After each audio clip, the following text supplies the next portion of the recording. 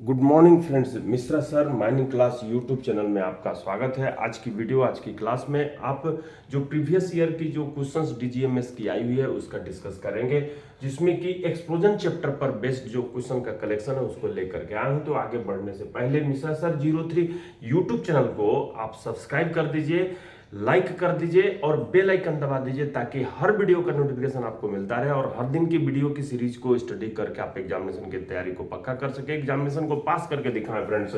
चलिए बिना देरी किए मैं जो है एफसीयूबी 2020 और एससीयूबी 2021 का जो एक्सप्लोजन चैप्टर पर बेस्ड जो क्वेश्चन है उसको शेयर करता हूं, जो कि कल की क्लास में मैं मिश्रा सर माइनिंग क्लास के यूट्यूब चैनल पर इसके प्रीवियस ईयर का इसके पहले की क्वेश्चन को अपलोड किया था और उसके पहले मैं अल्टरनेट डे पे जो है अपलोड कर रहा हूं।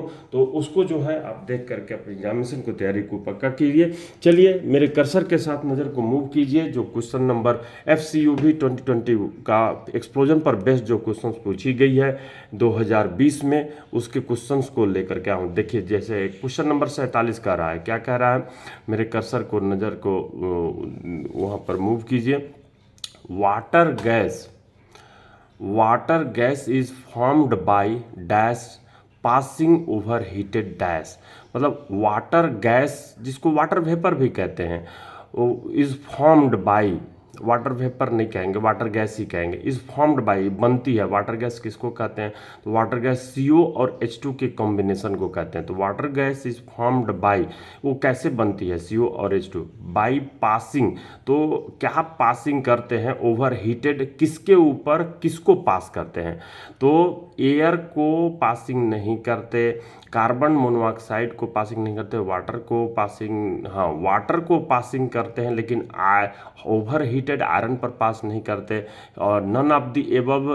देखते हैं आगे ई नंबर में क्या, steam is passing over hydrocarbons. तो हाइड्रोकार्बन्स में यहाँ पर जो मीथेन होती है, जो कि एल्कीन ग्रुप का होता है, तो ये जो है उसके ऊपर हाइड्रोकार्बन जो कि अपना ये एल्कीन एल्काइन ग्रुप का होता है, उसको जो है अपन लोग कहते हैं। तो हाइड्रोकार्बन्स के ऊपर आप कोयले को शामिल करते हैं कि नहीं शामिल करते हैं, ये चीज़ जो है आपको देखनी होगी, तब जा कर के इसमें ई नंबर को आंसर लगाना होगा, नहीं तो डी नंबर आंसर को लगाना होगा। तो इसको कमेंट्स बॉक्स में कमेंट्स दीजिएगा। और इधर वाटर गैस का एक्सप्लोजन का आपको दी हुई है रेफरेंस के तौर पर, जिस पर कल भी मैं डिस्कस किया था। तो 47 के बाद जो है 52 नंबर के ऊपर आते हैं।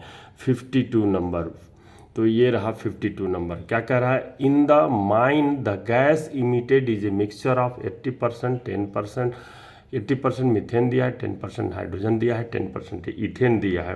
तीन गैस दी हुई है। Lower explosibility limit of gas mixture will be, तो lower explosibility limit LEL methane का 5%, हाइड्रोजन का 4.1% और इथेन का 3.2% दिया है। तो आपको क्या निकालनी है इसमें, gas mixture, lower limit of the gas mixture. तो ली चैटलियर के फार्मूला कल ही बता चुका हूँ। तो ली Chatelier formula lower limit of explosive mixture के लिए निकाली जाती है, जिसमें यहाँ पर जो 80 है मीथेन, 10 है हाइड्रोजन, 10 है ethane, sum of gases of the explosive mixture. तो ये जो गैसेस है इनका सम का सबका सम जो है 100% आ रहा है, तो आप 100 ऊपर में लिख सकते हैं। डिवाइडेड बाई, मैं यहाँ डीजे देशमुख साहब जो अपने पेज पे फार्मूला लिखे हैं वही को लिख दिया हूँ। मैं कल बताया था, परसों रोज बताया था कि गैस नंबर 1 बटे में उसकी लोअर लिमिट, गैस नंबर 2 बटे में उसकी लोअर लिमिट, गैस नंबर 3 बटे में उसकी लोअर लिमिट। तो इस आधार पर आप इसको कैलकुलेट करते हैं तो आपको दिखाई दे रही है 4.62 मैं निकाल करके लिखा हूँ। 4.62 कहता हुआ ऑप्शन C आ रही है, तो ऑप्शन C को आप टिक लगाएंगे। चलिए 56 नंबर के प्रश्न पर आते हैं, जो कि एक्सप्लोजन पर बेस्ड क्वेश्चंस है। 56, ये देखिए आपके सामने क्या लिखा, according to general rule hot governs the erection of water barrier. यहाँ पर वाटर बैरियर के संबंध में पूछा जा रहा है कि according to general rule that governs the erection of water barrier, at least how much water per square meter roadway cross section the water barrier must contain and at least how long it should be। तो यहाँ पर पर metre square, जैसे gallery की चौड़ाई 4 metre है, ऊंचाई 2 metre है, तो 4 दूनी 8 मीटर स्क्वायर हुए। तो उस 8 मीटर स्क्वायर में कितना आप पानी की क्वांटिटी कम से कम वहाँ पर टॉपिंग करेंगे। तो ये पहला प्रश्न पूछा है। और दूसरा कि बैरियर जो है वो कितना लंबाई का होगा।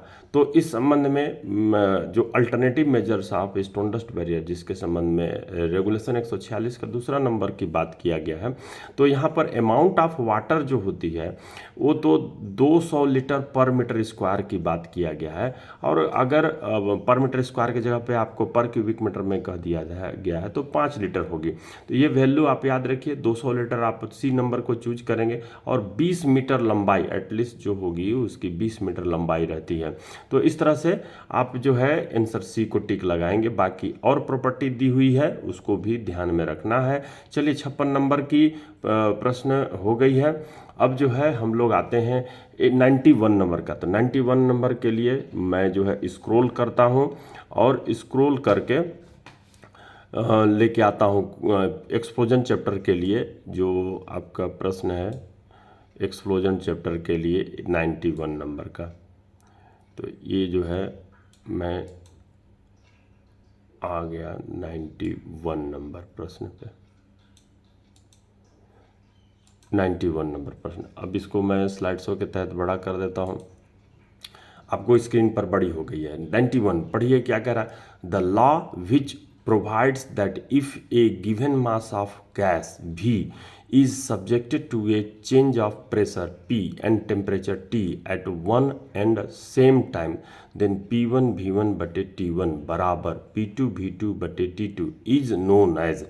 तो यहाँ पर जो वॉल्यूम गैस का वॉल्यूम को V कहा जा रहा है, mass of gas V subjected to pressure P कहा जा रहा है, टेम्परेचर T कहा जा रहा है। दिए गए द्रव्यमान का जो गैस है का वॉल्यूम है V P T के बीच में ये जो रिलेशन P1 V1 बटे T1 और P2 V2 बटे T2 जो कहा जा रहा है वो कौन सा क्या इसको दर्शा रहा है, इन्होंने क्या कहलाता है। ली चैटलियर इक्वेशन। ली चैटलियर इक्वेशन जो कि आप लोअर लिमिट मिक्सचर के गैस के मिक्सचर का लोअर लिमिट अपर लिमिट निकालते हैं, तो ये तो नहीं है। बर्नौली थ्योरम बता चुका हूँ कि बर्नौली थ्योरम में जो फ्लूइड होती है, फ्लो होती है पाइप में या रास्ते में, तो उसका टोटल एनर्जी जो होता है हर पॉइंट पे कांस्टेंट होता है। तो फ्लूइड फ्लो के लिए बताया गया है, तो ये भी नहीं है।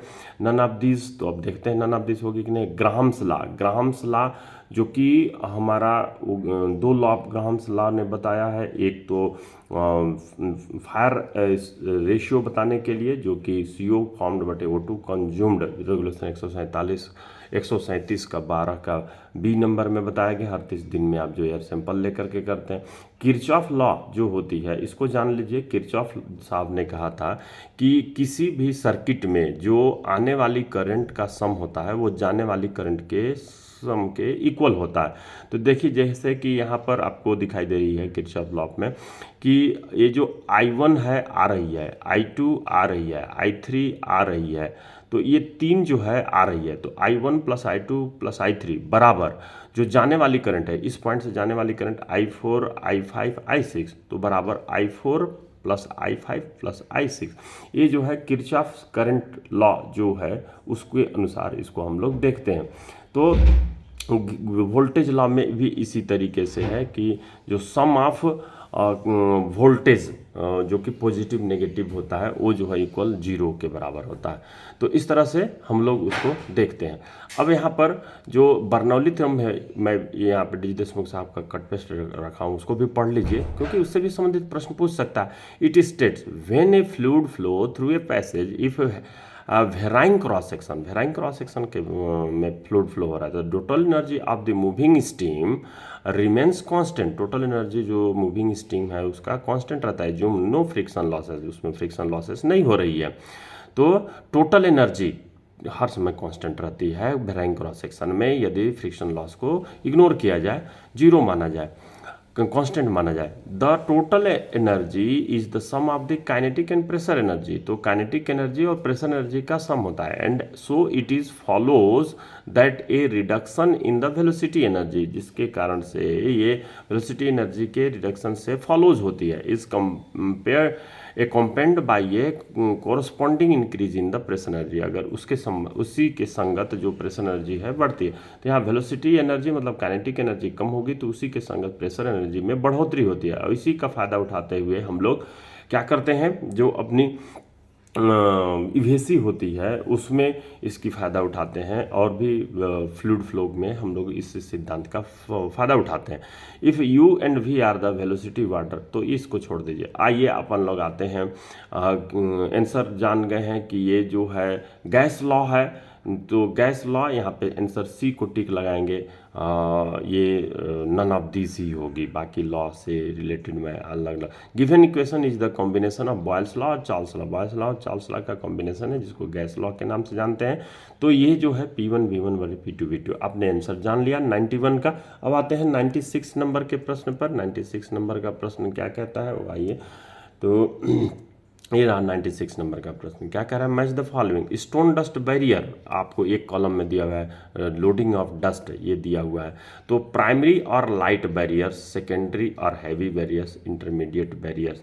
तो प्राइमरी या लाइट बैरियर्स में किसको आप चूज कीजिएगा, क्या कह रहा है, not more than 60 kg per metre length and total dust 390 kg per square metre of cross section of the gallery. तो ये तो हैवी बैरियर के लिए होता है, इसलिए इसको हम लोग 1 नंबर में नहीं देंगे। 195 kg per metre square of the roadway, ये जो है इंटरमीडिएट बैरियर के होता है, इसलिए हम लोग 1 के से इसको कोरिलेट नहीं करेंगे। Not more than 30 kg per metre of self length and total dust not less than 110 kg per square metre of the roadway. तो यहाँ पर सी नंबर 1 का सी कहता हुआ आपको डी नंबर में है और ई नंबर में, तो इसी पर फोकस करेंगे। 2 का तो एक कह रहा है कि होना ही है, तो मतलब सेकेंडरी और हैवी बैरियर्स जो होता है वो सेल्फ जो होती है 1 मीटर लंबाई पर 60 kg आप लोड करने का काम करते हैं। तो उसी तरह से जो आपकी 3 का बी, देखिए इंटरमीडिएट बैरियर 3 का बी ही है, तो इस तरह से आप जो है सी को टिक लगाएंगे। और जब भी आप बोलते हैं stone dust barrier on Mishra sir mining cross, तो आपको पूरी स्पेसिफिकेशन के साथ, पूरी डिटेल्स के साथ स्टोन डस्ट बैरियर का खुल जाएगा, लेकिन बोलना पड़ेगा यूट्यूब में stone dust barrier on Mishra sir mining class. तो ये आपको दिखाई दे रही है, तो इस पर जो है आप ये कर सकते हैं। लिंक को ओपन तो होगी नहीं, लेकिन आपको बोल करके निकालना होगा। तो हम लोग अगले प्रश्न पर आते हैं, जिसको हमने डिस्कस किया था। 96 के बाद जो है हम लोग सीधे जो है पहुंचेंगे किसके ऊपर, जो 2021 का प्रश्न है। 2021 का प्रश्न है, उसके ऊपर आते हैं 2021 के प्रश्न पर। Thank you friends. अगले वीडियो में, अगले क्लास में हम SUV 2021 का अपलोड करेंगे।